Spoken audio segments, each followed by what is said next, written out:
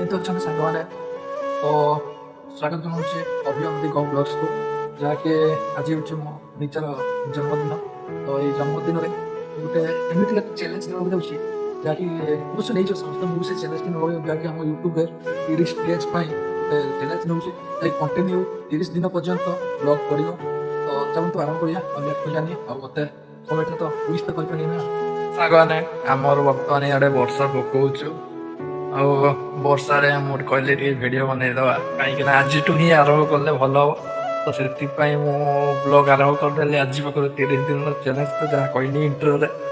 ଚାଲନ୍ତୁ, ଆଜି ଜନ୍ମଦିନରେ ଭାବିଥିଲି କି ଆଡ଼େ ଗୋଟେ ବୁଲାବୁଲି ପାଇଁ ଯିମି, କିନ୍ତୁ ବୁଲାବୁଲି ପାଇଁ ଯାଇ ହେଲାନି କାହିଁକିନା ବର୍ଷା ପକେଇଲା। ବର୍ତ୍ତମାନ ଭିଜି ଟିକେ ବ୍ଲଗ୍ କରିଦେଉଛନ୍ତି, ଘର ଭିତରକୁ ଯିବା। ଆଉ ଇଏ ହେଉଛି ମୋ ନୂଆ ଡ୍ରେସ୍, ଯାହାକି ଆପଣଙ୍କୁ ମୁଁ ଦେଖାଉଛି, ଆପଣ ଦେଖନ୍ତୁ କେମିତି ହେଇଛି, ଆଉ କମେଣ୍ଟ ମାଧ୍ୟମରେ ନିଶ୍ଚୟ ଜଣେ।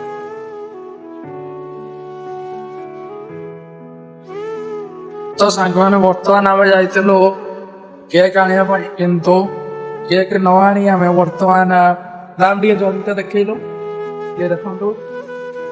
ଆଉ ଆମେ କଣ ନେଇକି ଆଇଲୁ ନା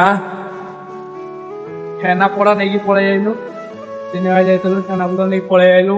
ଛେନାପୋଡ଼ କାଟିଦବା, ଆଉ କେକ୍ ପସନ୍ଦ ହେଲା। ସବୁ ବର୍ଷ ତ କେକ୍ କଟା ହୁଏ, ସେବେ ଭାବିଲେ କିଛି ଗୋଟେ ନୂଆ କରିଦବା। ଆଉ ତ ସାଙ୍ଗମାନେ ବର୍ତ୍ତମାନ ସନ୍ଧ୍ୟା ହେଇଗଲା, ଆଉ ମୁଁ ଅଛି ଛକ ଯାଇଥିଲି, ଛକରୁ ଆସିଲି ଏବେ। ତ ଘରେ ଏମିତି କିଛି ତିଆରି ହେଇନି ଆଜି, କାହିଁକିନା ଯେହେତୁ ମୋର ଏଇଟା 20 ବର୍ଷ ଚାଲିଲା, ତ ସେଥିପାଇଁ କିଛି ଏତେ ଆୟୋଜନ କରିବା ପାଇଁ ମନା କରିନି ମୁଁ। କାହିଁକିନା ଏବେ ଘର ପ୍ରତିଷ୍ଠା ଯାଇଛି, ତ ବେଶୀ କିଛି ହଉନି। ରାତିରେ ଜାଷ୍ଟ କ୍ଷୀରି ଫିରି ଯାହା କିଛି ହେଉଛି, ଯେଉଁଟାକି ଆମର ହୁଏ, ତ ସେସବୁ କିଛି ଚାଲିଛି।